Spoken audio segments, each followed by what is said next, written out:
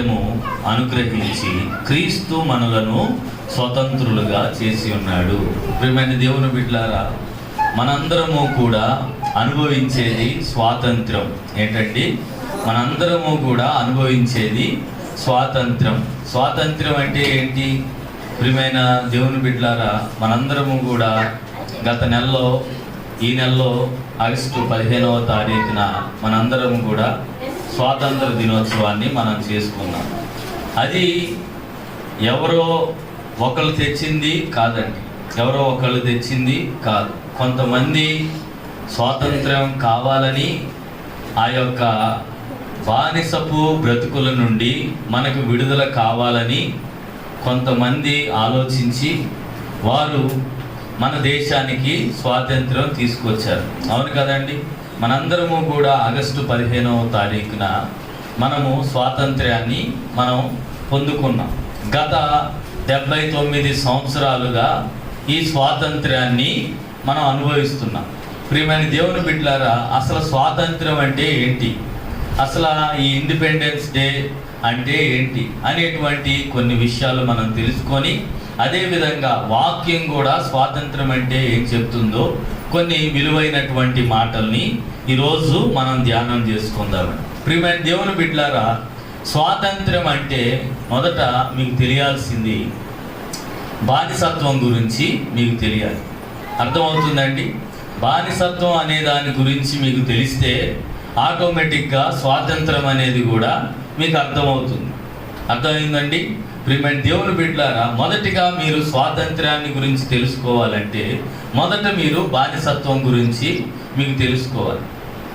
బానిసత్వం అంటే ఏంటయ్యా అంటే, ఎవరైనా మీకు ఒక పని ఇచ్చి, ఇదిగో అయ్యా నీకు ఒక పని ఇస్తున్నాను, ఆ పని నువ్వు చేయాల్సిందే, ఇదిగో నెలంతా కష్టపడు, నెలంతా కష్టపడి 30 రోజులు నువ్వు కష్టపడితే నీ కష్టానికి ప్రతిఫలంగా నా దగ్గర ఏదుంటే అది నీకు ఇస్తే ఇస్తా, లేకపోతే లేదు అని నీకు చెప్పి నిన్ను నెలంతా కూడా పని చేయించుకొని దానికి ప్రతిఫలం ఇవ్వకుండా మరలా 2వ నెల 3వ నెల అలా సంవత్సరాలు నువ్వు ఒకరి కింద పని చేస్తూనే ఉన్నావు.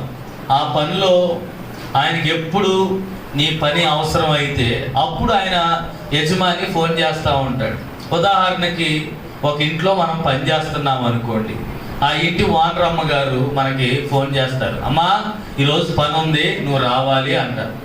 వస్తాం, పని చేస్తాం. ఆ తర్వాత 2వ రోజు కూడా అలాగే పిలుస్తుంది, 3వ రోజు కూడా అలాగే పిలుస్తుంది.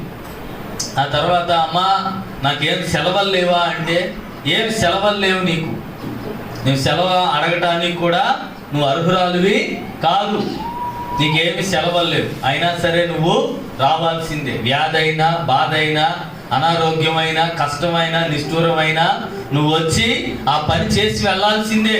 ఎందుకంటే నువ్వు నా కింద బానిసవి, నువ్వు నా కింద బానిసవి అని ఆమె యజమానుడిగా ఉండి చేస్తుంది. అదేవిధంగా మన భారతదేశం కూడా కొన్ని వందల సంవత్సరాలు బ్రిటిష్ వారి యొక్క పరిపాలనలో ఆ విధమైనటువంటి భయంకరమైనటువంటి బానిసత్వంలో వాళ్ళు బ్రతికారు.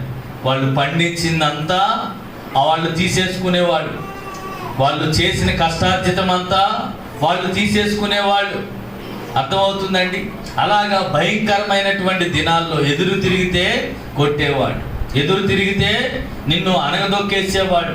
అలాంటి భయంకరమైనటువంటి దినాల్లో ప్రియమైన దేవుని బిడ్డలారా, మనకి 1947వ సంవత్సరంలో మనకి స్వాతంత్రం వచ్చింది. స్వాతంత్రం అంటే నీకు నచ్చినట్టుగా నువ్వు చేసుకోవచ్చు, నీకు నచ్చిన పని నువ్వు చేసుకోవచ్చు, నువ్వు నచ్చినట్టు విధంగా నువ్వు జీవించవచ్చు.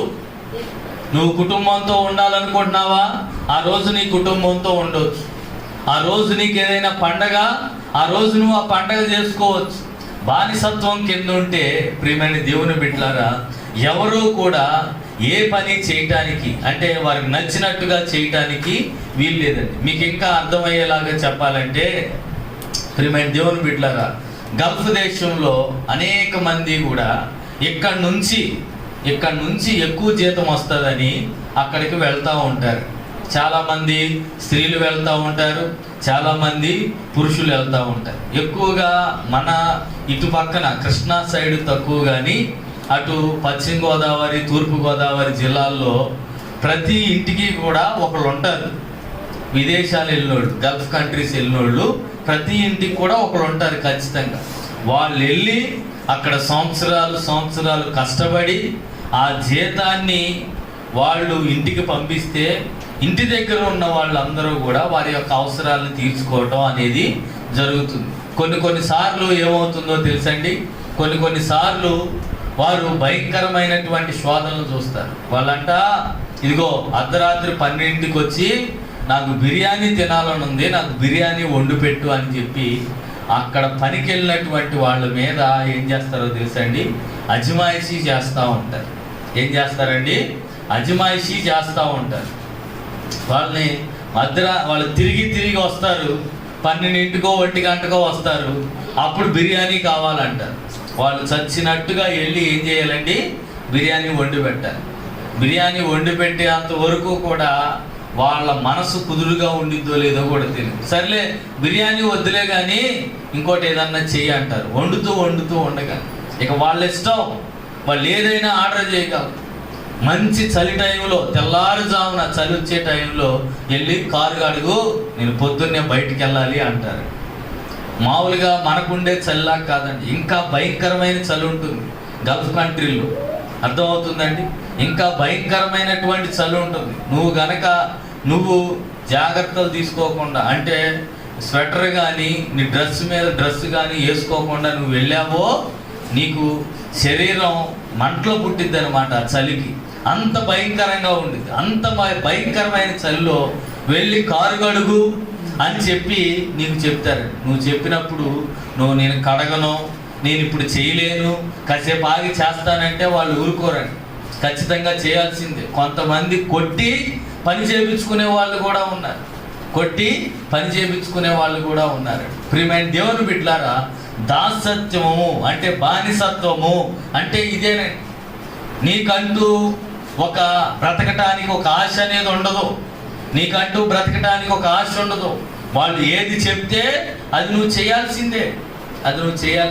అలాంటి భయంకరమైన పరిస్థితుల్లో నుండి ప్రియమైన దేవుని బిడ్డలారా, దేవుడు మనకి స్వాతంత్రాన్ని అనుగ్రహించారు. దేవునికి స్తోత్రం. మన భారతదేశంలో కూడా స్వాతంత్రం అడిగినందుకు, స్వాతంత్రం కావాలని కొంతమంది కలిసి ఒక చోట మీటింగ్ పెట్టుకుంటే అంతమందిని కూడా కాల్చి చంపేసినటువంటి పరిస్థితులు ఉన్నాయి. అర్థమవుతుందండి? కాల్చి చంపేసిన పరిస్థితులు ఉన్నాయి. స్వాతంత్రం అడిగితే ఏంటి, దౌర్జన్యం అడిగితే కాల్చి చంపేసినటువంటి పరిస్థితులు ఉన్నాయి. అడిగితే ఇక వాళ్ళకి మరణమే. అలాంటి బ్రతుకుల నుండి ప్రియమైన దేవుని బిడ్డలారా, దేవుడు మనకి ఇవాళ ఇలాంటి స్వాతంత్రాన్ని మనకు అనుగ్రహించాడు. ప్రియమైన దేవుని బిడ్డలారా, దేవుడు అప్పుడు మన నాయకులకి ఇచ్చినటువంటి జ్ఞానాన్ని బట్టే దేవుడు ఈ స్వాతంత్రం ఈ రోజున మనం అనుభవించడానికి సంసిద్ధంగా ఉన్నాడు. చూడండి, ఎవరినైనా సరే మీరు అడగండి, స్వాతంత్ర పోరాటంలో మీరు పోరాడారంటే ఖచ్చితంగా వాళ్ళని జైల్లో పెట్టే తీరుతారండి. నేను జైలు చుట్టూ తిరిగాము, వాళ్ళతో కొట్లాట్లో పాల్గొన్నాం, వాళ్ళ లాఠీలతో కొట్టేవాళ్ళు, అప్పుడప్పుడు బుల్లెట్లు కూడా కాల్చేవాళ్ళు అని రకరకాలైనటువంటి సాక్ష్యాలు వాళ్ళు చెప్తూ ఉంటారు. ఎందుకయ్యా అంటే వారు అంతటి క్లిష్టమైన పరిస్థితుల్లో నుంచి వాళ్ళు వచ్చారు. అర్థమవుతుందండి? ఈ రోజున నీకు నాకు స్వాతంత్రం అనుగ్రహించబడిందయ్యా అంటే అది దేవుడు మనకి ఇచ్చినటువంటి గొప్ప భాగ్యమేనండి. సరే, ఈ స్వాతంత్రం అలాగుంది. మరి దేవుడు స్వాతంత్రం అంటే అసలు ఏమని చెప్తున్నాడు? బైబిల్ గ్రంథం స్వాతంత్రాన్ని గురించి అసలు ఏం చెప్తుంది అనేటువంటి కొన్ని మాటల్ని మనం చూద్దామండి. చూడండి, 5వ వచనంలో, గలతీయులకు రాసినటువంటి పత్రిక 5వ అధ్యాయం 1వ వచనంలో రాయబడినటువంటి మాట, ఈ స్వాతంత్ర్యము అనుగ్రహించి క్రీస్తు మనలను స్వతంత్రులుగా చేసి ఉన్నాడు. కాబట్టి మీరు స్థిరముగా నిలిచి మరలా దాస్యమును కాడి క్రింద చిక్కుకొనకుడి. దేవుడు అంటున్నాడు, అయ్యా, బాప్తిసం తీసుకున్నటువంటి ప్రతి వ్యక్తి కూడా బాప్తిసం తీసుకున్నటువంటి ప్రతి వ్యక్తి కూడా వారి మీద మోపబడినటువంటి పాపము అనేటువంటి దాసత్యపు కాడి క్రింద మీరు అంతకు ముందు మీరు ఉన్నారు అని దేవుని యొక్క వాక్యం చెప్తుందండి. అంటే పాపములో మీరు బ్రతికినంత కాలము కూడా మీరు ఎక్కడున్నారండి? మీరు పాపం అనేటువంటి కాడి కింద మీరు జీవిస్తున్నట్టే. అర్థమవుతుందండి? పాపం అనే కాడి కింద మీరు జీవిస్తున్నట్టే. చూడండి ప్రియమైన దేవుని బిడ్డలారా, 2 ఆవుల్ని కానీ ఆ ఎద్దుల బండి కట్టేవాడు 2 ఆవుల్ని వాటిల్ని బండి బయలుదేరే ముందు ఏం చేస్తాడో తెలుసండి? వాటి మీద ఒక కాడి మోపుతాడు. ఏం మోపుతాడండి?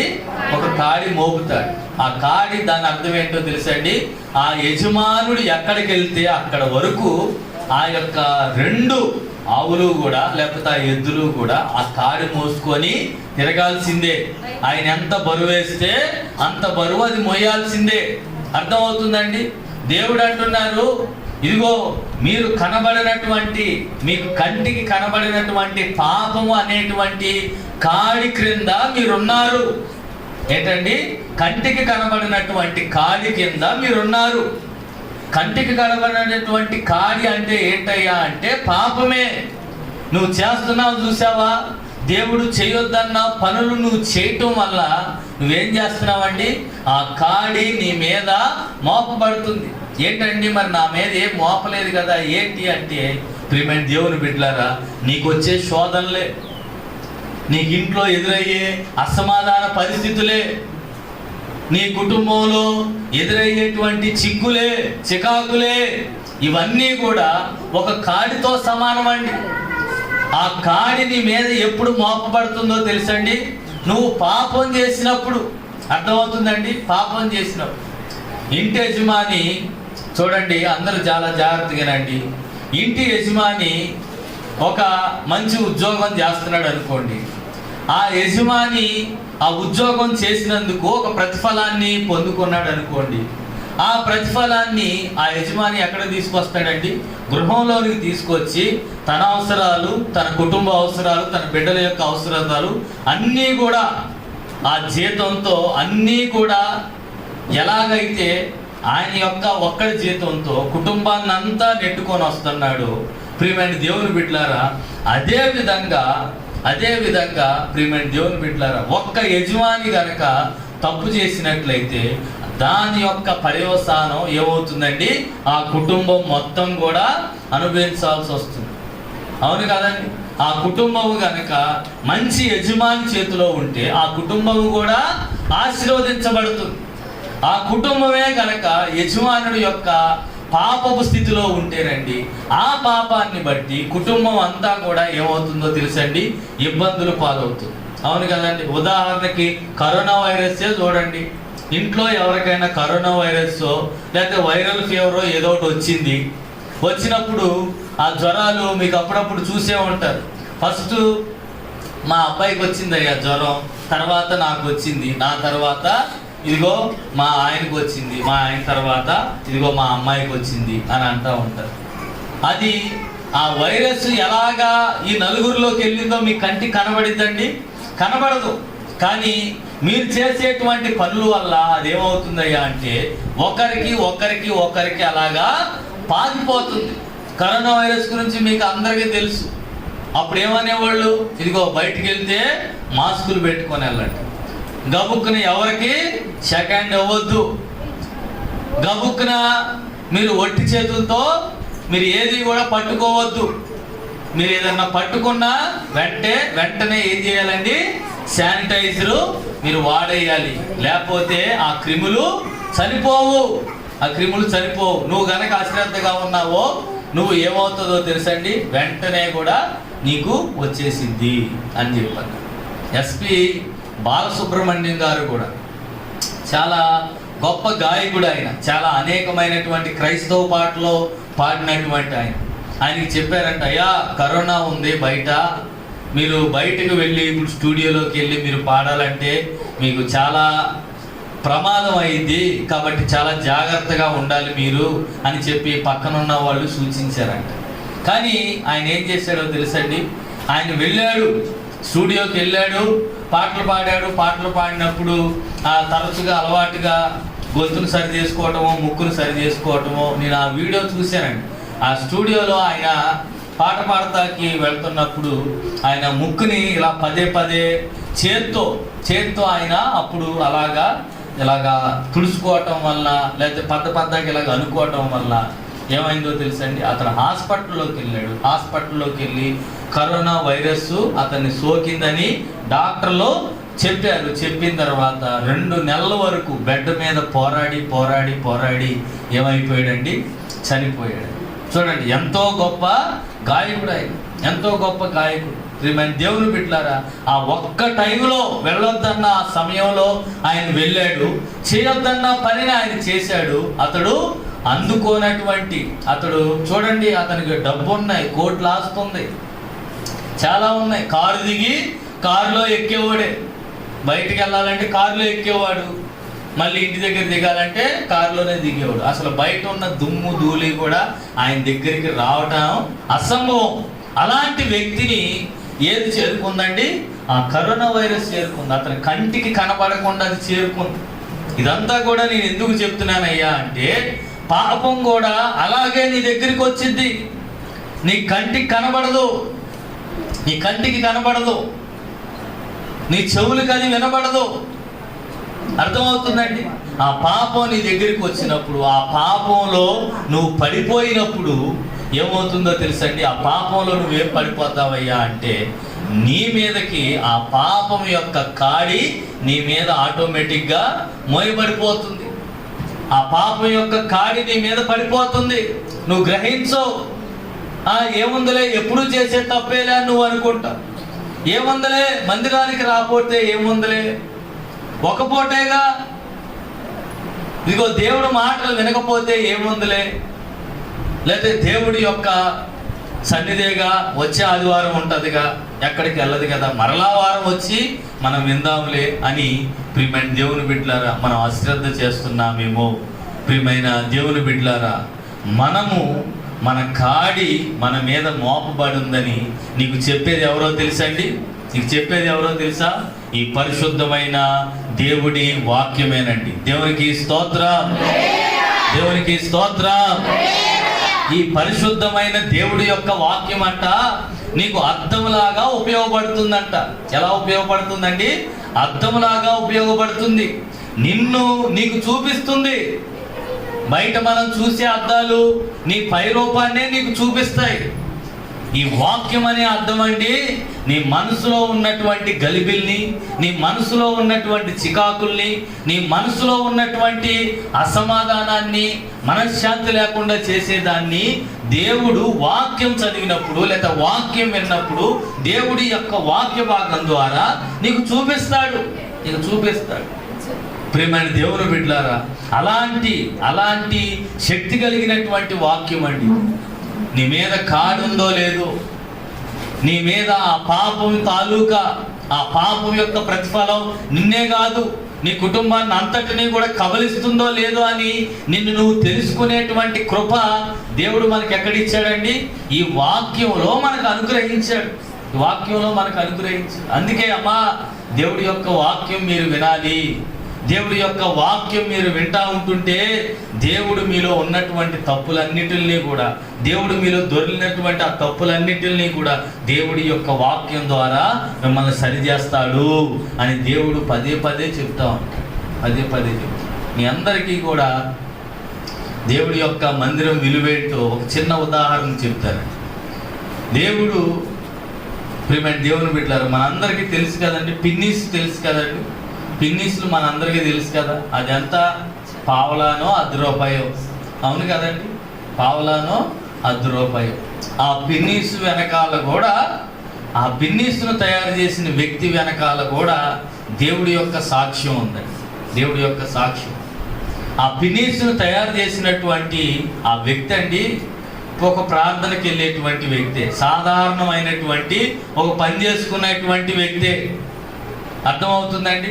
ఆయన రోజు పనికి వెళ్తా ఉంటే వాళ్ళ ఆ కంపెనీలో ఆదివారం ఈయన ప్రతి ఆదివారం ఈయన సెలవు తీసుకుంటాడు. అయ్యా వారంలో నాకు ఒక సెలవు కావాలయ్యా, ఆదివారం నేను దేవుడి మందిరానికి వెళ్ళాలి, నేను బాప్తీసం తీసుకున్నా, నేను రక్షణ తీసుకున్నా, నేను దేవుడి మందిరికి వెళ్ళాలి అని చెప్పి ఆ వ్యక్తి ఆ యజమానిని అడిగినప్పుడు కొంతకాలం ఇచ్చాడు.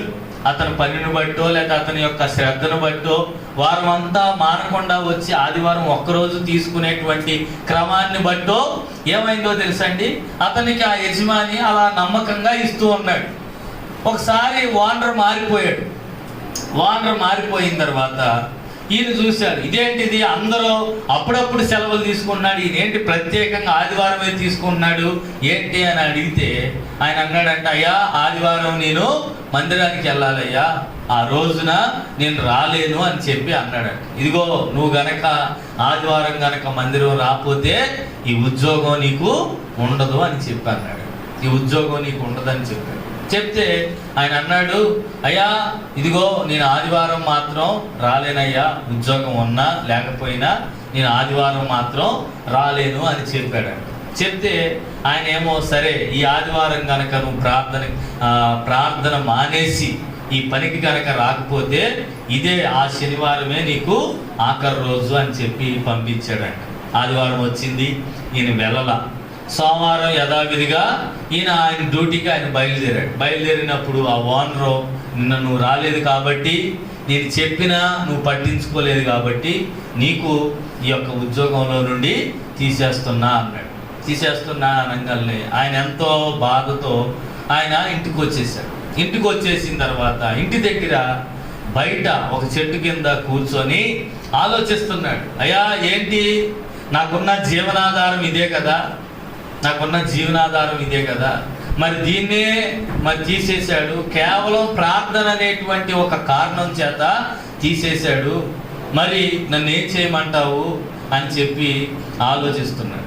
ఆలోచిస్తూ ఉన్నప్పుడు దేవుడు ఆయనకి అలాగా ఏడుస్తా ప్రార్థన చేస్తా బాధపడతా చెట్టు కింద కూర్చొని ఆయన ప్రార్థన చేసుకుంటూ అలాగే నిద్రలోకి వెళ్ళిపోయాడు. నిద్రలోకి వెళ్ళిపోయిన తర్వాత ఆయనకి ఏం కనబడుతుందో తెలుసండి, ఈ పిన్నీసు తయారు చేయబడక ముందు ఆ పిన్నీస్ యొక్క డిజైను అతనికి కంట్లో కనబడుతుంది. ఏం కనబడుతుందండి, ఆ పిన్నీస్ యొక్క డిజైను ఆయనకి ఆ కల్లో కనబడుతుంది. ఆ కంట్లో కనబడుతుంటే, ఆ దర్శనంలో కనబడుతుంటే ఆయన ఇదేంటిది ఇలా కనబడుతుంది ఏంటి, ఇదేంటి వస్తువు ఏంటి అని చెప్తే ఒక ఆయన వచ్చి అన్నాడట, ఇదిగో ఇది పినీసు, గుండు సూది ఎక్కడ పడితే అక్కడ నువ్వు పెట్టుకున్నప్పుడు అది చాలాసార్లు చాలామందికి అది గుచ్చుకుంటుంది. ఇదిగో నువ్వు గనక ఇదిగో ఈ డిజైన్ గనక నువ్వు డెవలప్ చేస్తే దేవుడు దీని ద్వారా నిన్ను ఆశీర్వదించాలనుకుంటున్నాడు అని చెప్పి ఎవరో ఒక ఆయన చెప్పినట్టుగా కల్లో కనబడి వెంటనే ఆ కళ ఆగిపోయి ఈయనకు మెలకు వచ్చేసి వెంటనే ఏంటి ఇలా కనబడింది ఏంటి, అసలు ఆ డిజైన్ ఏంటో పినీస్ అంటున్నారు, అది ఏంటి అని చెప్పి అనుకున్నప్పుడు ఏమైందంటే ఆయనకి వెంటనే ఏదో పొట్ట మీద ఏదో దోమ ఏదో కుట్టినట్టుగా అనిపించి ఆయన ఏం చేశాడో తెలుసండి, ఇలా కొట్టాడంట. దోమ కొడదామని ఇలా కొట్టాడంట. కొట్టంగానే వెంటనే ఆయన తెగిపోయినటువంటి ఆ గుండికి ఏం పెట్టుకున్నాడో తెలుసండి, గుండు సూది పెట్టుకున్నాడు. గుండు సూది పెట్టుకోగానే ఎప్పుడైతే ఆ దోమ కుట్టిందని ఇలాగ అన్నాడో ఆ గుండు సూది లోపల గుచ్చుకోగానే అప్పుడు ఆయనకి అవగాహన వచ్చింది. ఎందుకనే దేవుడు ఈ పిన్నీస్ని ఈ డిజైన్ని నాకు ఇచ్చాడు అని చెప్పగానే ఆయనకి ఏదైతే దర్శనంలో కనబడిందో, ఏదైతే కల్లో కనబడిందో ఆ కల్లో ఆయనకు వచ్చినటువంటి ఆ యొక్క రూపాన్ని ఒక పేపర్ మీద రాసి ఆయన ప్రార్థన చేస్తున్నాడు. అయ్యా ఇదిగో ఇది నాకు ఇచ్చావు, దీన్ని ఏం చేయమంటావు అంటే నువ్వు ఎక్కడైతే పని చేస్తున్నావో ఆ పనిచేసే ఓనర్ దగ్గరికి వెళ్ళి ఈ డ్రాయింగ్ నువ్వు చూపించు. ఇదిగో ఎక్కడైతే గుండు సూది పెట్టుకోవడానికి కుదరదో అక్కడ ఈ పినీసు ఉపయోగపడుతుంది అని చెప్పి ఈ యొక్క పేటెంట్ రైట్స్ని, అంటే ఒక వస్తువు మరి ఈయన తయారు చేశాడు కదా, దీని మీద సర్వహక్కులు ఈయనకే ఉన్నాయి. మరి దీన్ని వెళ్ళి నువ్వు నీ యజమానికి చూపెట్టు. ఈ హక్కుల్ని అంటే ఈ పినీస్ని తయారు చేసుకోవడానికి వాళ్ళకి నువ్వు గనక ఒప్పుకుంటే నీకు వాళ్ళు కోట్లాది రూపాయలు డబ్బులు ఇస్తారని చెప్పి దేవుడు చెప్పినప్పుడు ఏం చేశాడో తెలుసండి, అలాగే వెళ్ళి ఆ బొమ్మను తీసుకెళ్ళి వాళ్ళ ముందు పెట్టి, అయ్యా ఇదిగో ఈ గుండు సూదులు అన్ని సమయాల్లో ఉపయోగపడట్లా, ఇదిగో చక్కగా పెట్టుకున్నా, ఇదిగో చిన్నగా నేను ఇలా కొట్టానో లేదో వెంటనే అది నాకు దిగుపడిపోయింది. ఆ ప్లేస్లో చిన్నపిల్లోడు ఉంటే, ఆ ప్లేస్లో ఇంకా ఎవరన్నా ఉంటే, అది వేరే ప్రాంతం అయ్యి ఉంటే పరిస్థితి ఇంకా భయంకరంగా ఉండేది. కాబట్టి ఇదిగో నా దేవుడు నాకు ఇచ్చినటువంటి దర్శనాన్ని బట్టి ఇదిగో ఈ పినీస్ని నాకు ఇంకో దర్శనంగా నాకు చూపించాడు అని చెప్పి చెప్పగానే ఆ బొమ్మను చూసి ఆ ఓనర్ ఆశ్చర్యపడిపోయాడట. అబ్బా, నిజంగా దానికి గుండు సూదిలాగా సూదిగా ఉంది, కానీ అది కాపాడటానికి దానికి ఒక ఏముందండి, దానికి ఒక కవరింగ్ అంటే దానికి ఒక కాపుదల, గార్డు, ప్రొటెక్షన్ కూడా దానికి ఉంది. పిన్నీస్ పెట్టుకున్నా కూడా గుచ్చుకోకుండా ఉండనటువంటి పరిస్థితి దానికి ఉందని చెప్పి ఆ యొక్క ఓనర్ ఎంతగానో సంతోషించి, ఇదిగో ఈ హక్కుల్ని ఈ పిన్నీస్ కనుక నువ్వు ఈ డిజైన్ కనుక మాకు ఇచ్చేస్తే కొన్ని కోట్ల డబ్బు నీకు ఇస్తానని చెప్పాడు. ప్రియమైన దేవుని బిడ్డలారా, ఒకసారి ఆలోచించండి. ఎక్కడో వేరే దేశంలో ఒక వ్యక్తికి దేవుడు దర్శనం ఇస్తే, ఇక్కడ మనం ఈ మూలపాడులో కూడా మనం ఏం చేస్తున్నామండి, ఆ పినీస్ని వాడుతున్నాం. అంటే ఎన్ని కోట్ల పినీసులు రోజుకి, సంవత్సరానికి, నెలకి అమ్ముడుపోతున్నాయో మీరు ఒకసారి ఆలోచించండి. ఎన్ని కోట్ల పినీసులు ఎన్ని సంవత్సరాలుగా అమ్ముడుపోతున్నాయి. పిన్నీసు లాంటి దాన్ని ఇంకోటి ఏదన్నా తయారీలోకి వచ్చిందండి, ఏది కూడా తయారీలోకి రాలా. మనం ఇప్పటికీ కూడా మనం ఏదన్నా పెట్టుకోవాలన్నా కూడా, ఏదైనా తగిలించుకోవాలన్నా కూడా, ఇప్పటికీ మనం ఏదన్నా ఒక జాతీయ జెండా కూడా మన ఇక్కడ జోబుకి పెట్టుకోవాలంటే మనం దేంతో పెట్టుకుంటామండి, పిన్నీస్తోనే పెట్టుకుంటాం. ప్రియమైన దేవుని బిడ్డలారా, చూడండి ఆ ఆలోచన, ఆ పిన్నీసు వెనకాల కూడా ఎవరి ఆలోచన ఉందండి, దేవుడి ఆలోచన ఉంది. చూడండి, దేవుడి మందిరాన్ని ఆయన గనక ఏముందలే, పోతే పోయిందిలే, ఆదివారం వెళ్దాంలే, మిగతా రోజు ఎప్పుడన్నా మనం దేవుడి మందిరానికి వెళ్దామని అనుకుని ఉంటే ఆ దర్శనం ఆయనకు వచ్చేదండి, వచ్చేది కాదు. దేవుడు ఎవరైతే క్రమంగా నియమంగా భక్తి చేస్తారో వాళ్ళకి దేవుడు ఖచ్చితంగా వారి యొక్క భక్తిని బట్టి వారికి ప్రతిఫలాన్ని ఇస్తాడండి, ప్రతిఫలాన్ని ఇస్తాడు. నువ్వు ఎప్పుడైతే దారి తప్పిపోతావో అప్పుడు నువ్వేమవుతావండి, ఒక దాస్యపు కాడి కింద నువ్వు వెళ్ళిపోతావు. నువ్వు పాపంలో పడిపోయినోడు అయిపోతావు. పాపంలో పడిపోయినోడు అయిపోయి ఇదిగో ఆ పాపం అనేటువంటి కాడి మీద నువ్వేం చేస్తావో తెలుసండి, నువ్వు ఇదిగో జీవితాంతం కూడా ఆ పాపంతోనే నువ్వు జీవిస్తావు. చూడండి, మన యొక్క దేహానికి పట్టినటువంటి మురికిని నువ్వు ఏ విధంగా అయితే శుభ్రం చేసుకుంటావో, నీ హృదయానికి పట్టినటువంటి మలినాన్ని కూడా నువ్వు అలాగే పరిశుభ్రపరచుకోవాలి. దేవుడు ఏదైతే చేయమని చెప్తున్నాడో వాటన్నిటిని కూడా నువ్వు చేయటానికి నువ్వు మనసు తెచ్చుకోవాలి. అర్థమవుతుందండి? సరైన మార్గంలో నువ్వు నడవడానికి నీ యొక్క ఆలోచనను తిప్పుకోవాలి. అర్థమవుతుందండి? దేవుడి యొక్క వాక్యం అదే చెప్తుంది. కాబట్టి మీరు స్థిరముగా నిలబడాలి. ఎలా నిలబడాలంటండి? స్థిరంగా నిలబడాలి. దేవుళ్ళో స్థిరంగా మీరు నిలబడాలి. అర్థమవుతుందండి? స్థిరంగా మీరు నిలబడాలి. మీరు మాట్లాడే మాట జాగ్రత్తగా సరిచూసుకోవాలి. మీరు నడిచే నడత జాగ్రత్తగా మీరు సరిచూసుకోవాలి. మీరు కనుక అలాంటి పరిస్థితుల్లో లేకపోతే దేవుడు అంటున్నారు, మీరు ఇంకా పాపపు కాడి కిందే మీరు ఉంటున్నారు అని దేవుడి యొక్క వాక్యం చెప్తుంది. ప్రియమైన దేవుని బిడ్డలారా, ఒకసారి చూడండి, ఏనుగు ఎంత బలమైందండి? ఏనుగు చాలా బలమైంది. ఏనుగుని దేంతో ఆపుతారో తెలుసండి? ఒక చిన్న గొలుసుతో దాన్ని ఆపుతా కడతా ఉంటారు. దానికి నిజం చెప్పాలంటే ఆ గొలుసును కూడా తెంపేసుకునేటువంటి శక్తి దానికి ఉంది. అది ఎందుకు అలాగా పెద్దదైనా సరే, అంత 6 అడుగులు ఏంటి 10 అడుగులు ఆజానుబాహురాలాగా ఏనుగు ఉన్నా సరే అదేమవుతుందండి, ఇంకా ఆ చేనికి భయపడతానే ఉండిద్ది. ఎందుకయ్యా అంటే దానికి అలా అలవాటు అయిపోయింది. చిన్నప్పుడు దాన్ని అదే గొలుసుతో ఒక చెట్టుకు కట్టేస్తారు. అదంట తెంపుకుందాం అని ప్రయత్నం చేసి ఏమైపోద్దండి, ఆగిపోయింది. ఇంకొంచెం ఎదుగుతుంది, ఇంకొద్ది ప్రయత్నం చేసింది, తెంపుదాం అని చేసింది. అలా ప్రయత్నం చేసి చేసి చేసి ఏమైపోతుందో తెలుసండి, ఇదిగో ఈ గొలుసుని నేను ఇంకా తెంపలేను అని మనసులో గట్టిగా దానికి ఒక ముద్ర పడిపోయింది. అందుకని ఇక ట్రై చేయదు. నా బలం పెరుగుతుంది కదా, నేను పెరిగాను కదా, ఆ గొలుసుని తెంపే శక్తి వస్తుంది అని అది ట్రై చేయదండి. మనం కూడా ఎలా ఉన్నామో తెలుసండి, ఇదిగో మనం బాప్తిస్మం తీసుకున్నాం కదా, దేవుళ్ళలో ఎదుగుతున్నాం కదా, ప్రార్థనలో ఎదుగుతున్నాం కదా, ఇంకా పాపాన్ని జయించే శక్తి నాకు రాలేదు అని నువ్వు నమ్మకూడదండి. దేవుడు నీకు ఆ శక్తిని ఇచ్చాడు. దేని ద్వారా తెలుసా? నీ ప్రార్థన ద్వారా, నీ ఉపవాస ప్రార్థన ద్వారా, నువ్వు దేవుడి యొక్క వాక్యాన్ని నువ్వు వినటం ద్వారా, దేవుడి యొక్క ప్రార్థనకి క్రమం తప్పకుండా నువ్వు రావటం ద్వారా నీలో ఏమవుతుందో తెలుసండి, నీలో అంతకంతకు శక్తి పెరుగుతూ ఉండింది.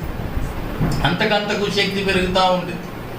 ఏదైనా ఒక దుష్ట శక్తి నీ వెనకాల పడుతుంది అనుకోండి, ఏదన్నా ఒక చీకటి నీ వెనకాల పడుతుంది అనుకోండి, నువ్వు వెనకాల అది పడినప్పుడు అది నిన్ను గమనించింది. ఎక్కడెక్కడికి వెళ్తున్నాడు, ఇంటికి వెళ్తున్నాడు, పనికి వెళ్తున్నాడు, వస్తున్నాడు, మళ్ళీ వెళ్తున్నాడు, ఎక్కడికి వెళ్తున్నాడో చూసుకున్న తర్వాత అదేం చేసిందో తెలుసండి, నువ్వు గనక ప్రార్థన మందిరం యొక్క పరిసరాల్లో గనక నీ నడక లేకపోతే, నీ నివాసం లేకపోతే అదేం చేసిందో తెలుసండి, నిన్నే ఒక నివాస స్థలంగా అది ఎన్నుకునిద్ది. ఏమైందండి? నిన్నే ఒక నివాస స్థలంగా ఎన్నుకునిద్ది. ఎందుకయ్యా అంటే, నీ యొక్క అడుగులు దేవుడి యొక్క మందిరం వైపు పడలేదు అనుకోండి, దేవుడి యొక్క శక్తి నీ మీద పడలేదు, దేవుడి శక్తి నీ మీద ఉండదు. దేవుడి యొక్క మందిరం యొక్క నీడ పడినా నీకు లాభమే, నీకు ఆశీర్వాదకరమే. చీకట్లో నీ వైపు చూడాలన్నా ఇవి భయపడతాయండి. చీకట్లో నీ వైపు చూడాలన్నా భయపడతాయి. నువ్వు ఎప్పుడైతే దేవుడి మందిరానికి వస్తూ వెళ్తూ ఉంటావో అది అనుకునేది, అమ్మో దేవుడి మందిరానికి అలవాటు పడ్డాడు, ఏదో ఒక రోజు నేను దొరికిపోతా, నేను దేవుడి మందిరంలోకి వెళ్తా, కూర్చుంటా, అతనితో పాటు నేను వెళ్తా, కూర్చుంటా, ఏదో రోజు నేను దొరికిపోవాల్సి వచ్చింది, ఏదో రోజు దేవుడు నన్ను ఆయన అగ్ని చేత కాల్చేస్తాడు, లేక ఆయన బంధించేస్తాడు, ఆయన దేవదూతల చేత నన్ను బంధించేస్తాడు అని చెప్పి ఎవరైతే దేవుడి యొక్క మందిరంలోకి అడుగు పెడుతూ వెళ్తూ ఉంటారో వాళ్ళందరినీ కూడా సైతానుగాడు ఆవహించడానికి భయపడతాడు. నేను ఒక చీకటి చెప్తుంటే విన్నా, ఒక చీకటి ఒక ఆమెలో పడి బాగా ఇబ్బంది పెడుతుంది. ఎన్ని సంవత్సరాలు నువ్వు ఉన్నా ఏమలో అంటే, ఎప్పుడు పట్టావు ఏమలో అని అడిగారు పాస్టర్ గారు అడిగితే ఏమని సమాధానం చెప్పిందో తెలుసండి, ఇప్పుడు ఎక్కడ 6-7 సంవత్సరాల నుంచి నేను ఏమి దగ్గరే ఉంటున్నా. ఏంటండి? 6-7 సంవత్సరాల నుంచి నేను ఏమి దగ్గరే ఉంటున్నా. అదేంటి అప్పుడెప్పుడు బయటపడలా, ఇప్పుడే ఎందుకు బయటపడింది అయ్యా అంటే, ఆమె నిలిచినటువంటి స్థలం అలాంటిది. నువ్వు 6 సంవత్సరాలు నువ్వు ఎక్కడన్నా ఉండు, ఎక్కడన్నా తిరుగు, అది బయటపడదు. నీలో ఉండి అదేం చేయించుకోవాలో నీ ద్వారా అది చేయించుకుంటా ఉండిద్ది. అవునా కాదండి?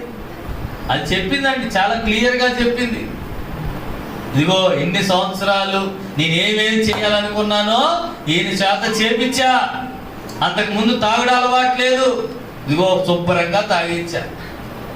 అంతకుముందు ఏ దురలవాటు లేదు, జోగం కానీ వ్యసనాలు కానీ ఏది లేదు ఇతనికి. అన్నీ కూడా నేను ఈయనలో జొరబడి ఒక్కొక్కటి నేను చెయ్యాలన్నా ఇవన్నీ కూడా ఏం చేస్తున్నానో తెలుసా, ఈ మనిషి ద్వారా చేపిస్తున్నా. చాలా రకాలైనటువంటి చీకట్లు అండి, కొన్ని చీకట్లు అయితే తిండి తినకుండా మనిషిని ఆగం చేసేద్దాం. ఏం చేస్తాయండి? తిండి తినకుండా మనిషిని ఆగం చేసేద్దాం. శుభ్రంగా మనం తినాల్సిన ఆహారం తినపోవటం కూడా ఏంటో తెలుసండి, అది కూడా ఒక చీకటి ప్రభావమే. చక్కగా నీ పని నువ్వు చేసుకొని, నీ శుభ్రంగా నీ తిండి నువ్వు తిని, నువ్వు చేయాల్సినవన్నీ క్రమంగా నువ్వు చేసుకుంటేనే నువ్వు ఎలా ఉన్నట్టో తెలుసండి, ఆరోగ్యంగా ఉన్నట్టు. అందరూ చేసేలాగా నువ్వు చేయకుండా ఉన్నావయ్యా అంటే ఏదో నీలో ఏదో తేడా ఉన్నట్టు. దేవుడి మందిరానికి రాకుండా, దేవుడి సన్నిధిలో ఎదగకుండా, ఏదో పాపం నీ మీద అజమాయిషీ చేస్తుంది, ఏదో దోషం నీ మీద అజమాయిషీ చేస్తుంది. చూడండి, గలతీయులకు రాసినటువంటి పత్రిక 5వ అధ్యాయంలోనే 13వ వచనంలో ఒక మంచి మాట రాయబడి ఉంది. చూడండి, సహోదరులారా మీరు స్వతంత్రులుగా ఉండుటకు పిలువబడితిరి. అయితే ఒక మాట, ఆ స్వాతంత్ర్యమును శరీర క్రియలకు హేతువు చేసుకొనక ప్రేమ కలిగిన వారై ఒకని కొరకు ఒకడు దాసులై ఉండుడి. చాలండి. చూడండి, అక్కడ రాయబడినటువంటి మాట. మనం ఎలా ఉండడానికి పిలువబడ్డామండి? స్వాతంత్రులుగా ఉండడానికి మనం పిలువబడ్డాం. దేవునికి స్తోత్రం, దేవునికి స్తోత్రం. పాపం నీ మీద అజమాయిషీ చేయకూడదు. పాపం నీ మీద అజమాయిషీ చేయకూడదు. నువ్వు పాపం చేసావయ్యా అంటే వెంటనే సాతానుగాడు నీ మీద అజమాయిషీ చేస్తాడండి. ఈ విషయాన్ని మీరు గమనించుకోవాలి. ఎలాగైతే కరోనా వైరస్ కంటికి కనబడకుండా మన ప్రాణాలు తీస్తుందో, పాపం కూడా ఏం చేసిద్దో తెలుసండి? కొద్ది కొద్దిగా నిన్ను మరణం వైపు నిన్ను నడిపించింది. మరణం వైపు నిన్ను నడిపించింది. నువ్వు ఎప్పుడైతే దేవుడి యొక్క సన్నిధికి వస్తావో, దేవుడి దగ్గర స్వతంత్రుడిగా ఇప్పుడు నువ్వు ఉన్నావు. బాప్తీసం తీసుకున్నావంటే దాని అర్థం ఏంటో తెలుసా? గత పాపాలన్నిటిని కూడా దేవుడు కడిగేశాడు. నువ్వు 25వ సంవత్సరంలోనే బాప్తీసం తీసుకున్నావు అనుకోండి, అప్పటి నుంచి అంతకు ముందు చేసిన పాపాలన్నీ కూడా నీ అన్నీ కూడా కడగబడతాయి. ఇక నుంచి నూతనమైన వ్యక్తివి, ఒక చిన్న పిల్ల లాంటి వాడివి, ఒక చిన్న పిల్లల వంటి స్వభావం కలిగిన వాడివి. ఇక నుంచి పాపం అనేది జోలికి రాకుండా నువ్వు ఎదగాలి. పాపం అనేది నీ మనసులోకి రాకుండా. అందుకే దేవుడు అంటున్నాడు, ఇదిగో స్వతంత్రం ఉంది కదా అని మనం ఏం చేయకూడదంటండి? మనం శారీరక క్రియలకి హేతువు చేసుకోకూడదు. నేను ఏదైనా చేయటానికి అధికారం ఉందని మన యొక్క శరీరాన్ని దేనికి పడితే దానికి వాడకూడదండి. ఎక్కువగా టీవీలు చూడకూడదు. ఎక్కువగా ఇంటి దగ్గర ఉన్న ఖాళీ సమయాన్ని దేవుడి దగ్గర మనం ఏం చేయాలో తెలుసండి? చాలా చాలా జాగ్రత్తగా మనం దేవుడి దగ్గర సమయాన్ని గడుపుకోవాలి. అర్థమవుతుందండి? ఇంటి దగ్గర ప్రార్థన చేసుకోవటము, ఇంటి దగ్గర బైబిల్ చదువుకోవటము, అదేవిధంగా బిడ్డల కొరకు, భర్త కొరకు, భార్య కొరకు ప్రార్థన చేసుకోవటము. నువ్వు దానికోసం నీ స్వతంత్రాన్ని నువ్వు వినియోగించాలి. పాపం నీ మీద నుంచి తీసివేయబడిందయ్యా అంటే, ఆ కాడి నీ మీద నుంచి తీసివేయబడిందయ్యా అంటే దేవుడు నిన్ను స్వతంత్రంగా చేశాడు. దేవుడు కూడా అంటున్నాడు, ఇదిగో మీరు నాకు దాసులు కాదు, మీరు నాకు కుమారులతో సమానం, నా సొంత కుమారులతో మీరు సమానం అని చెప్పి దేవుడు ఏం చేస్తున్నాడో తెలుసండి? ప్రతి ఒక్కరిని చెప్తున్నాడు, ఇదిగో మీరు బాప్తీసం తీసుకున్నారు కదా, నేను చెప్పినట్టుగా మీరు చేస్తున్నారు కదా అని. దేవుడు మిమ్మల్ని దాస్యంగా మీరు చూడట్లేదండి. దేవుడు మిమ్మల్ని ఎలా చూస్తున్నాడు తెలుసా? ఒక కుమారుడుగా, ఒక కుమార్తెగా మిమ్మల్ని చూస్తున్నాడు. మీకు స్వేచ్ఛ ఇచ్చాడు, చక్కగా మందిరానికి వచ్చేటువంటి సమయం ఇచ్చాడు, ప్రార్థన చేసుకునేటువంటి సమయం ఇచ్చాడు. ప్రియమైన దేవుని బిడ్డలారా, ఎప్పుడైతే దాస్యపు కాడి మీ మీద మోపబడుతుందో మీరు చెయ్యాలనుకున్నది చేయలేరండి. ఆశీర్వాదం మీ దగ్గరికి రాలేదు. ఆశీర్వాదం మీ దగ్గరికి రాలేదు. ఒక వ్యక్తి ఆశీర్వదించబడకుండా లోకంలోనే తన కష్టం, తన ప్రయాస, తన యొక్క జీతం మొత్తం కూడా లోకంలో ఖర్చు అయిపోతుందయ్యా అంటే ఆ కాడి ఇంకా నీ మీద ఉందని నువ్వు తెలుసుకోవాలి. అర్థమవుతుందండి? ఆ కాడి ఇంకా నీ మీద ఉందని తెలుసుకోవాలి.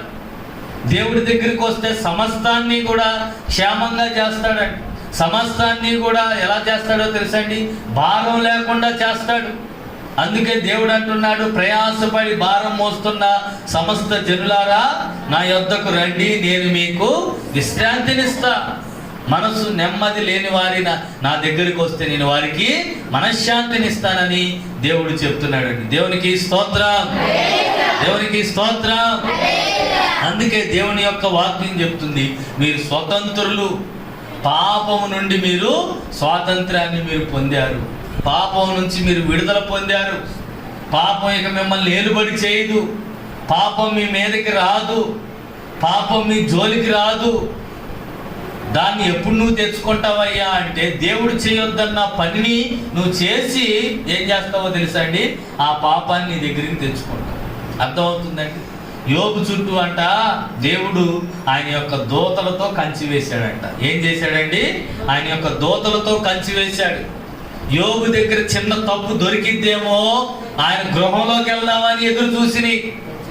యోబు దగ్గర చిన్న తప్పు దొరికిద్దేమో తన ఇంట్లోకి వెళ్దామని ప్రయత్నం చేసింది. యోబు దగ్గర చిన్న తప్పు దొరికిద్దేమో తన బిడ్డల మధ్య గొడవ పెడదామని చూసింది. యోబు దగ్గర చిన్న తప్పు దొరికిద్దేమో ఆ భార్యాభర్తల మధ్య గలిబిలి తీసుకొద్దామని ప్రయత్నం చేసింది.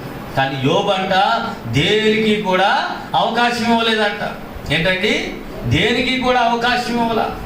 ప్రతి ఉదయాన్నే లేచి ప్రార్థన చేసేవాడు, తన బిడ్డల కొరకు, తన యొక్క పరిస్థితి కొరకు. అన్ని విషయాల్లో కూడా ఏం చేస్తున్నాడో తెలుసండి, దేవుడి దగ్గర ప్రార్థన చేసుకుంటూ వచ్చాడు. దేవునికి స్తోత్రం, దేవునికి స్తోత్రం. ప్రియమైన దేవుని బిడ్డలారా, అందుకనే దేవుని యొక్క వాక్యం చెప్తుంది, ఇదిగో మనమంట మనకు వచ్చిన స్వాతంత్ర్యాన్ని మనం వృధాగా మనం చేసుకోకూడదు. ప్రియమైన దేవుని బిడ్డలారా, చూడండి, ఈ మధ్యలో మనం వార్తల్లో కూడా ఒక విషయాన్ని మనం చూసామండి. వార్తల్లో కూడా ఒక విషయాన్ని మనం చూసాం. కేరళకు చెందినటువంటి ఒక నర్సుని, ఎక్కడండి? కేరళకు చెందినటువంటి ఒక నర్సుని గల్ఫ్ దేశాల్లో ఆమెకి ఉరిశిక్ష విధించారు. అర్థమవుతుందండి? కేరళకు చెందినటువంటి ఒక నర్సుని గల్ఫ్ దేశాల్లో ఉరిశిక్ష విధించారు. ఎందుకు నర్సుకి ఉరిశిక్ష వేశారయ్యా అంటే, వార్తల్లో చాలా విధాలుగా చెప్తూ వచ్చారు. ఆమె ఆ దేశంలో చేయకూడని తప్పు చేసింది. ఆ దేశంలో తప్పు చేయటం వల్ల, ఆమె చేసిన తప్పు వల్ల ఆ దేశంలో ఉన్న ఒక పౌరుడు చనిపోయాడు. అతని వల్ల ఆ దేశంలో ఆ దేశస్తుడు ఒక ఆయన చనిపోయాడు. అందుకని ఆ దేశం వాళ్ళు ఏమైనా పట్టుకొని, కేరళకు చెందిన ఈ నర్సు గారిని పట్టుకొని ఏం చేస్తానన్నారు తెలుసండి, ఉరిశిక్ష వేస్తారన్నారు. అసలు నేను చేసిన తప్పేంటో తెలుసండి, ఆ దేశంలో నర్సుగా చేసింది కాబట్టి ఏదో అక్కడికి వెళ్తే 4 డబ్బులు వస్తాయి, మన ఇండియాలో పనిచేసిన దానికంటే 4 అంతలు ఎక్కువ డబ్బులు అక్కడ వస్తాయి, నేను అక్కడికి వెళ్ళి కష్టపడితే కొద్దిగా నా కుటుంబం బాగుపడింది అనేటువంటి ఉద్దేశంతో ఆమె నర్స్ ట్రైనింగ్ పూర్తి చేసి ఏదో విధంగా ఆ దేశానికి వెళ్ళింది, ఆ గల్ఫ్ కంట్రీకి వెళ్ళింది. వెళ్ళిన తర్వాత ఏమైందో తెలుసండి, ఆమె అక్కడ ఒక నర్సుగా, అక్కడ ఒక దేశస్తుడు ఉంటే ఆ దేశస్తుడి దగ్గర ఒక గదిని అద్దెకి తీసుకొని, ఆ ఇంటిని అద్దెకి తీసుకొని, ఆ ఇంట్లో ఒక చిన్న గదిలో రోడ్డు పక్కన చిన్న హాస్పిటల్ పెట్టుకుంది. జ్వరం వచ్చిన వాళ్ళకి ఇంజెక్షన్ చేయటం, మందులు ఇవ్వటం, ట్యాబ్లెట్లు ఇవ్వటం, అలాగా చేసుకుంటా ఉంది. అలాగ చేసుకుంటా ఉంటుంటే ఆ ఇంటి ఓనర్ వచ్చి అన్నాడు, అమ్మా ఇదిగో నీ వ్యాపారాన్ని నువ్వు ఇంకా డెవలప్ చేయాలంటే, చిన్న సైజు హాస్పిటల్ లాగా నువ్వు చేసుకోవాలంటే నేను కూడా సహాయం చేస్తా, ఇద్దరం కలిసి పార్ట్నర్స్గా ఉండి ఇంకా ఈ యొక్క హాస్పిటల్ని, ఈ చిన్న ఆర్ఎంపీ డాక్టర్గా ఉన్న హాస్పిటల్ని ఒక కొద్దిగా పెద్దగా హాస్పిటల్గా చేద్దాం. చేసిన తర్వాత ఇంకా ఎక్కువ మంది కస్టమర్స్ వస్తారు, ఇంకా ఎక్కువ లాభం నీకు వస్తుంది అని చెప్పారంట. చెప్తే ఆయన అన్నాడంట, ఆమె ఆయన్ని నమ్మిందంట. ఆయన నమ్మిన తర్వాత వాళ్ళు ఇద్దరు కలిసి చెరుకు కొంత డబ్బు వేసుకొని ఒక పెద్ద చిన్న హాస్పిటల్ లాగా కట్టుకున్నారు. కట్టుకున్న తర్వాత ఏమైందో తెలుసండి, ఏమైందయ్యా అంటే ఇద్దరు పార్ట్నర్స్ ఉన్నారు. హాస్పిటల్ బాగా డెవలప్ అయింది, బాగా రన్ అవుతుంది, మంచి డబ్బులు వస్తున్నాయి. మంచి డబ్బులు వస్తూ ఉంటుంటే ఏమైందో తెలుసండి, ఈ ఓనర్ అన్నాడంట, అమ్మా ఇదిగో నువ్వు పార్ట్నర్గా ఉన్నావు కాబట్టి వచ్చిన లాభంలో ఇద్దరికి చెరో సగం కాబట్టి ఇదిగో నువ్వు సగం తీసుకో, నేను సగం తీసుకొని కొంతకాలం మంచిగానే ఉండి, అయ్యా ఇదిగో నేను ఒక అర్జెంటు పని, నాకు ఇండియాలో అర్జెంటు పని ఒకటి ఉంది, మా ఇంట్లో వాళ్ళకి బాగోలేదంట, నా తల్లిదండ్రులు బాగోలేదంట, నేను వెళ్ళాల్సిన సమయం వచ్చిందయ్యా, నేను వెళ్ళి 1 సంవత్సరంలో వాళ్ళకి కొద్దిగా బాగు చేసి నేను మరలా తిరిగి వస్తాను అని చెప్పి అతనికి చెప్పిందంట. అతనికి చెప్తే ఆయన ఏమన్నాడయ్యా అంటే, ఇదిగో ఈ మంచి రన్నింగ్ ఉన్న టైంలో నువ్వు వెళ్ళిపోతే ఈ హాస్పిటల్లో పడిపోయింది, డాక్టర్లు లేరు, చూడటానికి లేరు అని చెప్పి దీనికి మళ్ళీ ఎవరు రారు, నువ్వు ఈ టైంలో వెళ్ళొద్దు అన్నాడు. వెళ్ళొద్దంటే, అయ్యా నేను వెళ్ళాల్సిన పరిస్థితి, నేను వెళ్ళకపోతే అక్కడ నా తల్లిదండ్రుల ప్రాణాలు కోల్పోయే పరిస్థితి, నేను వెళ్ళాలయ్యా అంటే ఆయన ఒప్పుకోలేదండి.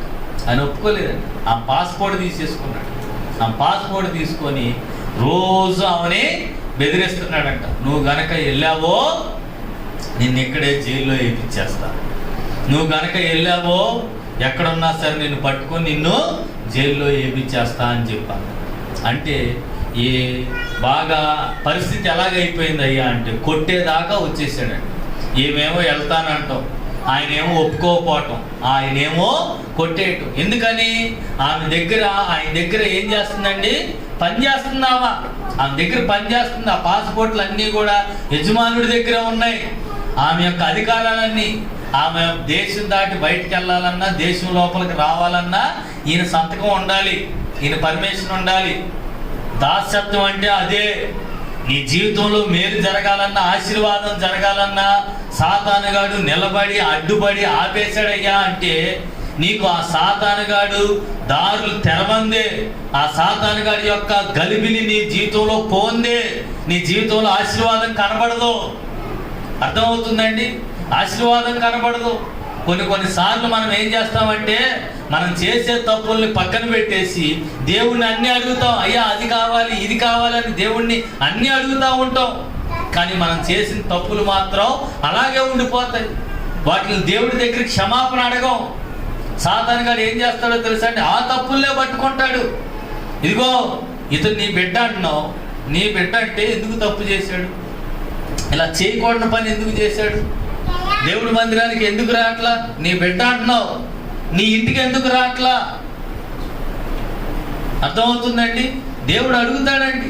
మందిరానికి రావట్లేదని పద్దాక పాస్టర్ గారు అంటున్నారని మీరు అనుకుంటున్నారు, కానీ సాతాను గారు కూడా అదే అంటున్నాడండి. నీ బిడ్డ అయితే నీ సన్నిధికి ఎందుకు రాదు? నీ బిడ్డ అయితే ఎందుకు నీ సన్నిధి గడప తొక్కట్లా? నీ సన్నిధికి రావట్లేదయ్యా అంటే నీ బిడ్డ కాదు. ఎవరైనా మీ పిల్లలు ఉన్నారండి, మీ పిల్లలు మీ ఇంటికాడ కాకుండా పక్కనున్న వాళ్ళ ఇంట్లో పడుకుంటున్నారు అనుకోండి, కొంతకాలానికి ఎవరన్నా కొత్త వాళ్ళు ఎవరన్నా వచ్చారనుకోండి, ఎవరైనా సరే చూసి ఏమనుకుంటారు, వీళ్ళు ఆడపిల్లలేమో అనుకుంటారు. అవునా కాదండి? అవునా కాదా? నేను కూడా కోయిట్లో ఉన్నప్పుడు మా అత్త ఎటు వెళ్తే అటు తిరిగేవాడిని. నన్ను అందరూ అనేవాళ్ళు, మా మేనత్త అయింది, మేనత్త అయినా సరే నన్ను ఏమన్నాలో తెలుసా అండి, మీ అబ్బాయా అనేవాళ్ళు. ఎందుకని? నేను ఆ వెనకాల తిరుగుతున్నాను కాబట్టి నాకు ఆ దేశంలో ఏమీ తెలియదు కాబట్టి, మరి మొత్తం దారులు చూపించేది, డబ్బులు అన్నీ చెప్పేదంతా ఆమె కాబట్టి ఆ వెనకాల తిరగటాన్ని బట్టి చూసిన వాళ్ళందరూ ఏమన్నారండి, మీ అబ్బాయా అన్నారు. ఇద్దరు ఒకే రంగు ఒకే పోలికలతో ఉండటం వల్ల ఆమె కూడా ఏమంది, మా అబ్బాయే అంది. వాళ్ళ అబ్బాయి ఎదురుకు వచ్చి నిలబడినా మీ అబ్బాయే కదా నా దగ్గరికి వస్తున్నారు, కానీ ఆయన దగ్గరికి వెళ్ళట్లా. అలాగైపోయింది. సాతాను కూడా అదే అంటాడండి. ఇదిగో దేవుడు బిడ్డ అంటున్నావు, బాప్తిసం తీసుకున్నావు అంటున్నావు, రక్షణ తీసుకున్నాను అంటున్నావు, నీ ఇంటికి రావట్లేదేంటి, నీ మందిరానికి రావట్లేదంటే అంటే నీ బిడ్డ కాదా? నీ బిడ్డ కాకపోతే ఎవరు బిడ్డ? నా బిడ్డే అని సాతానుగాడు ఏం చేస్తాడో తెలుసండి? వ్యాజ్యం ఆడతాడంట, గొడవ ఆడతాడు. దేవుడు పనులు చేస్తే నువ్వు దేవుడు బిడ్డగా ఉంటావు. దేవుడు పనులు చేయకుండా దేవుడు ఏదైతే చేయొద్దన్నాడో అవి చేస్తే నువ్వు ఎవరు బిడ్డగా ఉంటావండి? సాతాను బిడ్డగా ఉంటావు. ఇక్కడ ఆ నర్సు పరిస్థితి కూడా అదే అయిపోయింది. ఆమె పాస్పోర్ట్ ఆయన చేతికి ఇచ్చేసింది. ఆమె బయటికి వెళ్ళాలన్నా ఏం చేయాలన్నా అన్నీ ఈయన చేతిలోనే ఉన్నాయి. ఆమె బయటికి వెళ్ళలేకపోతుంది, అక్కడ పని చేయలేకపోతుంది. పరిస్థితి ఏమో బయట చాలా విషమం. కొన్ని రోజులకి ఏమైందో తెలుసండి, ఇక ఆయన దెబ్బలు భరించలేక, ఆ నర్సు ఆ దెబ్బలు భరించలేక, ఆయన తిట్లు భరించలేక ఏం చేసిందో తెలుసండి, పేషెంట్లకు ఇచ్చేటువంటి మత్తు ఇంజెక్షన్ ఏంటండి, పేషెంట్లకు ఇచ్చేటువంటి మత్తు ఇంజక్షన్ ఒకసారి ఇంకేం చేసిందో తెలుసండి, ఆయనకి తెలియకుండా ఆయన రాంగల్నే హాస్పిటల్లోకి రాంగల్నే వెనకాల నుంచి వెళ్ళి ఆ మత్తు ఇంజక్షన్ ఆయనకి ఇచ్చేసింది. ఆయనకి ఇచ్చేయగలనే ఇక కంగారులో గట్టిగా గుచ్చి అది నొక్కేసిందేమో, మందు లోపలికి వెళ్ళిపోయిందో, మరి డోస్ ఎక్కువైందో ఏమైందో తెలియదు. కానీ అతడు అంతకు ముందు కూడా డ్రగ్స్ తీసుకునేవాడు, అంటే మత్తు పదార్థాలు తీసుకునేవాడు. మరి ఏమైందో తెలియదు. కానీ ఆ ఇంజక్షన్ గట్టిగా పొడిచి ఆ మందులు లోపల పంపించగానే కళ్ళు తిరిగి పడిపోయాడని ఏమనుకుంది. తీరా చూస్తే ఈయన చచ్చిపోయాడు. ఈయన చచ్చిపోయేసరికల్లా ఈయన గబగబా ఎయిర్పోర్ట్కి వెళ్ళి టికెట్ కొనుక్కొని ఫ్లైట్ ఎక్కి లోపే పోలీసులు వెళ్ళి ఆమెను పట్టేసుకున్నారు. ఏమిటి అనుకున్నారు, ఇదిగో ఆయనే కంప్లైంట్ పెట్టాడేమో అని అనుకుందేమో. తీరా అక్కడికి వచ్చిన తర్వాత అందరూ వాళ్ళ అన్నలు వాళ్ళ బంధువులు అందరూ వచ్చారు. ఏంటి ఇంత చిన్న గొడవకి ఎంతమంది వచ్చారు ఏంటని చూస్తే ఆయన చనిపోయాడు. ఇక ఆ కేసు ఈ మీదకి వచ్చింది. ఆ దేశంలో ఎవరినైనా చంపితే చంపేస్తారు, అర్థమవుతుందండి. ఎవరన్నా చెయ్యి ఎరక్కొట్టాడు అనుకోండి, ఇలా చెయ్యి కూడా ఎరక్కొట్టేస్తారు. మనకులాగా 5 సంవత్సరాలు 3 సంవత్సరాలు జైలు శిక్ష చేయరండి. మనకులాగా ఎదుటోడు ఏది నష్టపోయాడో ఈ చంపినోడికి కూడా అదే, ఏ పాపం అయితే ఇది చేశాడో ఆ పాపమే ఈయన కూడా అదే చేస్తాడు.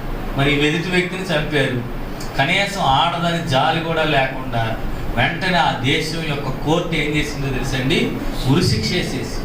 ఏం చేసిందండి? ఉరిశిక్ష వేసేసి. తప్పు ఎవరిది అసలు? ఆ యజమానిదే.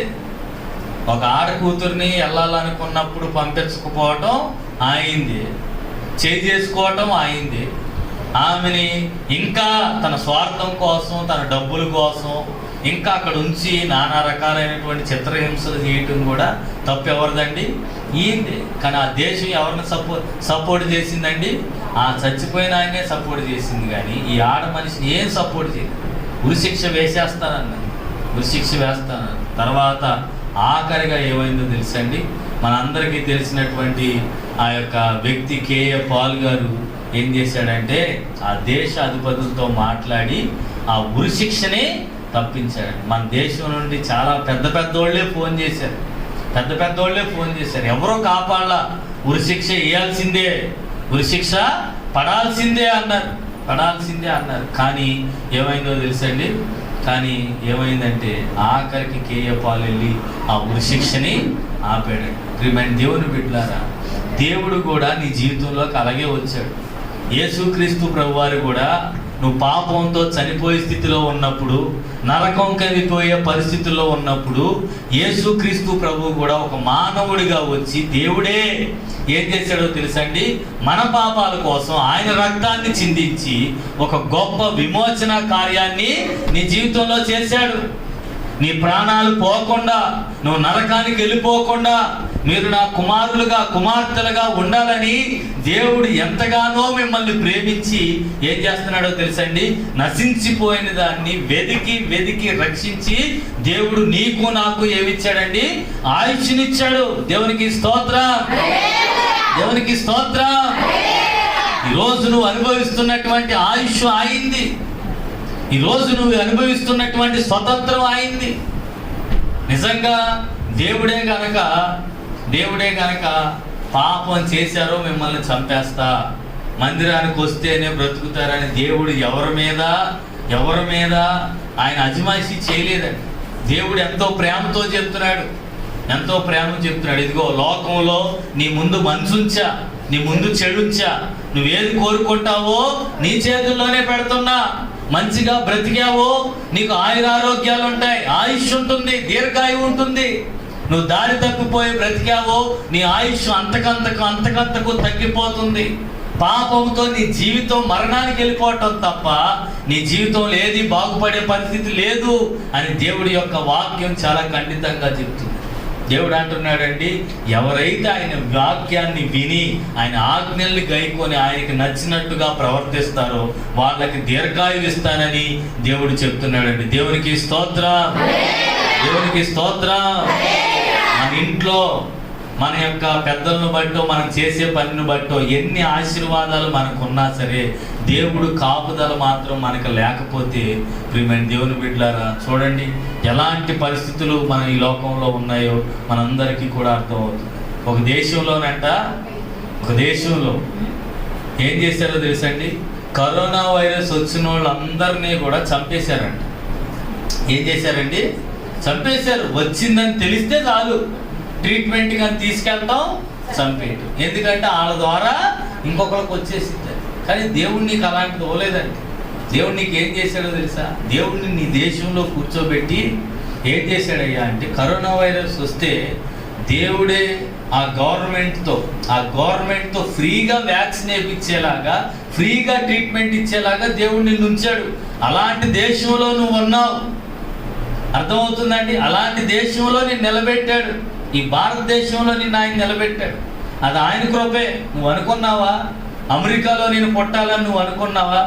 లేకపోతే ఇంకో చోట ఎక్కడన్నా పుట్టాలనుకున్నావా? లేకపోతే ఇక్కడే పుట్టాలని నువ్వు అనుకున్నావా? ఎవరూ అనుకోలేదండి. ఇక్కడే పుట్టాలని, ఇక్కడే చేయాలని ఎవరు అనుకోలే. దేవుడు నిన్ను ఈ దేశంలో ఉంచాడంటే ఈ దేశానికి నువ్వు అవసరం. ఈ దేశం ద్వారా నీకు ఒక పని ఉంది. ఈ దేశానికి నువ్వు చేయాల్సినటువంటి పని ఉంది.